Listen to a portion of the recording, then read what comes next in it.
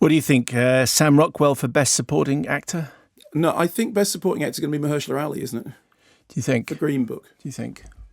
It's tough to work out. I don't know. It's a very difficult. It's a very difficult category. I mean, there's so many people nominated who are great. Yeah. I can't keep a straight face doing this. I don't know. Anyone else got anything to say on that? Oh, hello, Richard. Hi. Congratulations. Richard, Thank you very much. This is Richard And very well E. deserved. Thank you. Grant. Richard Emergency Grant. Yes, you become known as Richard Emergency Grant in recent weeks because Mark confessed a few weeks ago that a few years ago he always thought that email stood for emergency mail. The E stood for emergency. I didn't know it was a thing. It was, And so therefore everything with an E in front of it has become emergency. So you are Richard Emergency Grant. Oh, I've never heard that one before. If in trouble, send for Richard E. Grant. Okay. And now the Oscar-nominated Richard Emergency Grant. One of the best things of the year so far, and let's face it, January is pretty grim, but one of the best things is that little film that you put online of when you heard that you got the Oscar nomination of yourself outside your old flat, just so utterly delighted with life. Yeah, astonished. And my daughter just told me that it's had 3.3 million hits, which is just a complete astonishment to me. It's your most successful film, Rob. It is indeed, yeah. Most seen. Yeah, How do you, unequivocally. So you heard about it from your daughter? No, I was sitting in a restaurant in Notting Hill and I saw she had it live feed on her iPhone. And we just finished eating and she gave me an earpiece. And I saw the first, I think, 3 names come up and I didn't see... Do they come up in alphabetical order? Is that... I don't know that they did that. Okay. I haven't even checked that. But I know when I saw that Timothy Chalamet was not on the list, I thought, I'm cooked, done for. Because, as you know, it's a kind of horse race that there are so many predictions and I got tweets and Google alerts and all this stuff. You know, the odds are, will you get nominated or won't you get nominated? So when I saw that Timothy Chalamet was not on the list, I thought, well, that's it. And then when I saw my name pop up, we both just simultaneously burst into tears and people around us thought that we needed grief counselling. But I said, no, this was actually good news. And I happened to park around the corner from where I'd first rented a bedsit 36 years ago in Notting Hill Gate. So the full slate is Adam Driver for Black Klansman, Sam Rockwell for Vice, Mahershala Ali for Green Book, Sam Elliott for A Star Is Born, and the magnificent Richard E. Grant for Can You Ever Forgive Me? Thank you, Mr. Magnificent Kermode. It's an impressive list. I mean, to be honest, you're going to be at the do. You're going to have a fantastic time. Yeah, whatever. Because we all know that Mahershala's won. You know, he's won everything. Oh, is that... Because I was there at the Golden Globes, and I'm going to the Screen Actors Guild this tomorrow, and everybody. It's that. I think it's the same moment. It happens every year. I can remember when Emma Thompson won. That there was nobody even in the wake of her winning streak. In the same way as Gary Oldman won everything last year, but Mahershala's winning everything on this. So just to be, that old thing that you fall back on, just to be nominated is an honour. And in my case, it absolutely is, because I've never had anything like this before.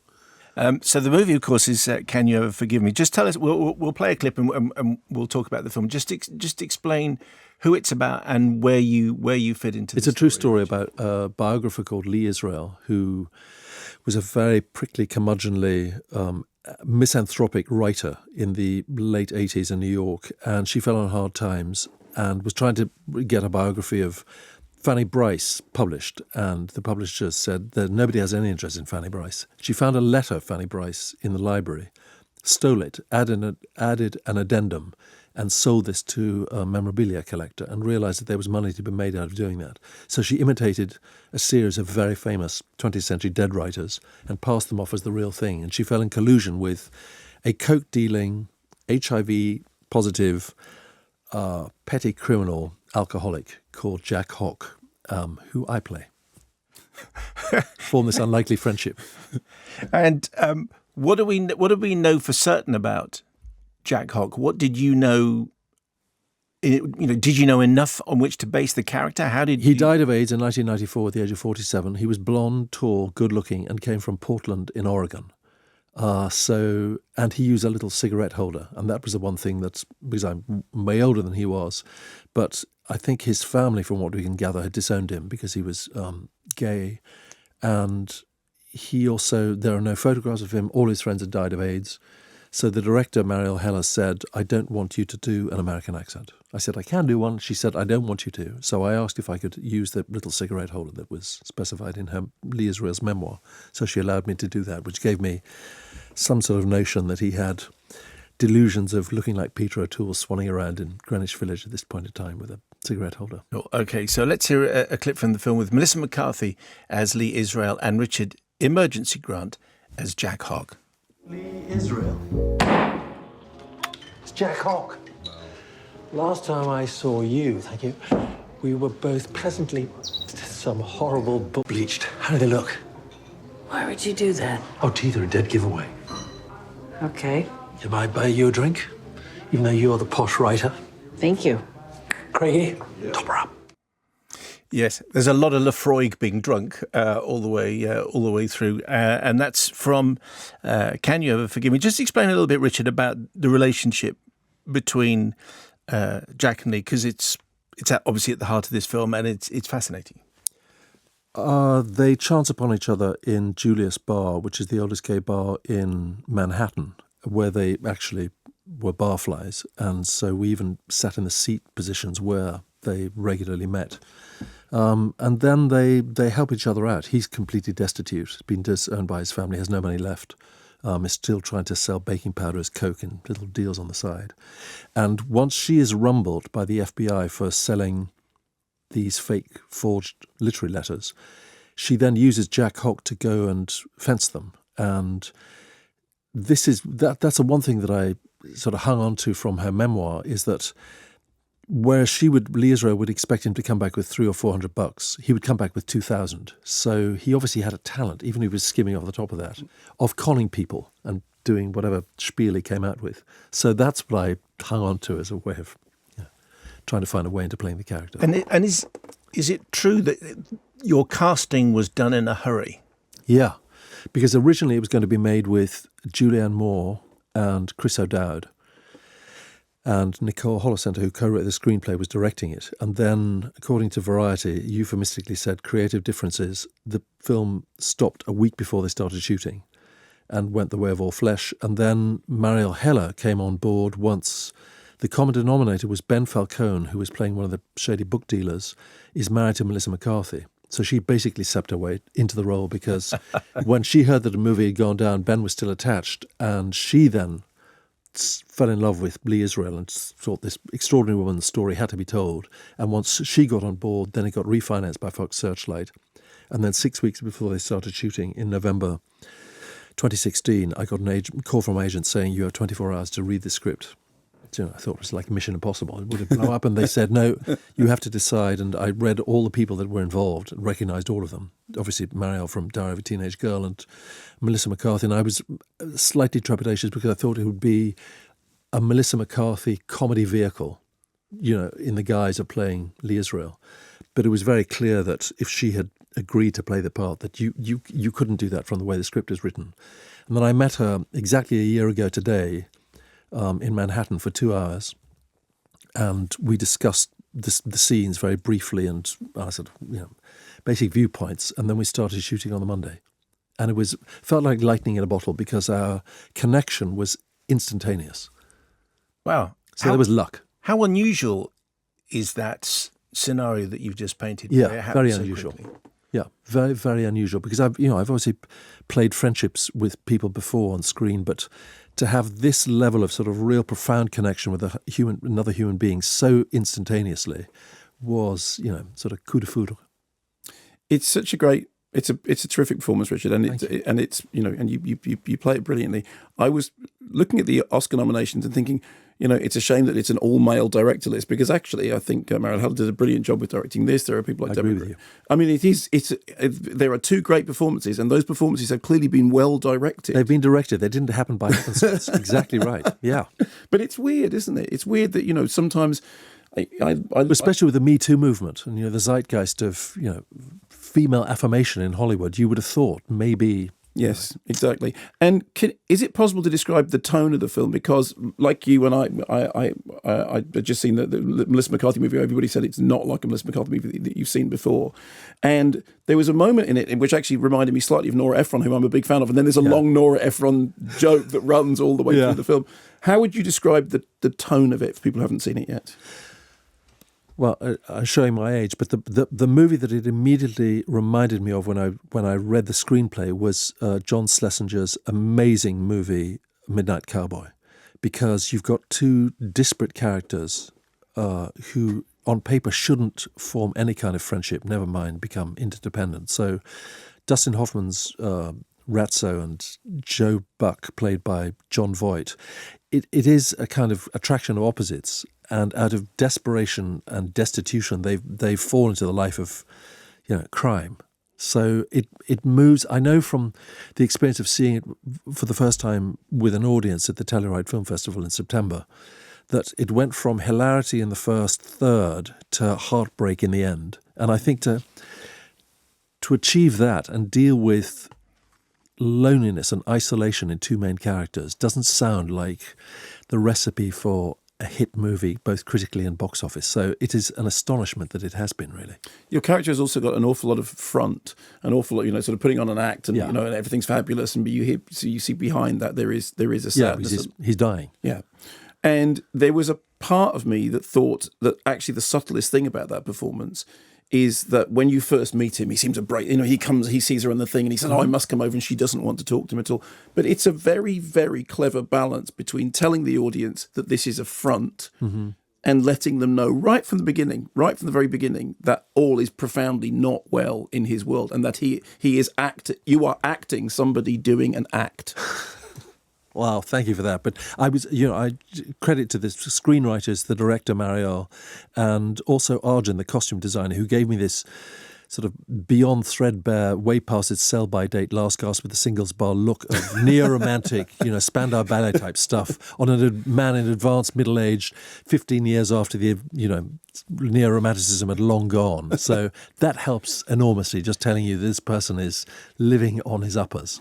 I've brought in my copy of With Nails, the film diaries of Richard E. Grant. The hilarious and riotous film diaries of Richard E. Grant. Which you signed for me when you came. This is a Radio 1 copy. You signed in your traditional flamboyant style. Okay, and I'm quoting. I look like I did on the cover there. My God. I'm quoting to you now from your own book. Okay? Yes. No matter how intense, important, life-alteringly fabulous or fiasco-laden a flick is, it finally is just that, a flick of the fast-forward button or fade-out. This year's must-see is destined to shuffle itself onto the overstocked video shelf 6 months after its release. If you don't know what a video is, ask your parents. Okay. I ponder the question that's always asked, did you know at the time you were destined to be in a hit or a howler? And apart from an unequivocal no, 3 answers spring forth. Casablanca was considered unreleasable, the Dakota plane unflyable, and the Titanic unsinkable. So, Richard, at what stage did you think, it being in this movie, that it was going to be a big old hit? I can tell you very precisely. It's the first screening of it was at the Telluride Film Festival up in the Colorado Ski Resort Mountains in September last year at 4:00 in the afternoon. And we knew by the temperature changes you could feel in the audience in a way that you can in a theatre and nowhere else. And within and the response that people had, knowing very little about the film, that they came up and physically and verbally told us and expressed how much they felt about these characters. And then within 2 hours, Variety and the Hollywood Reporter reviews came out, and they were astonishingly positive. So we thought if those two lots, plus what we'd experienced in the audience, if that translates outwardly, if that's a sort of apex of it, that gave us an idea that something was going to change.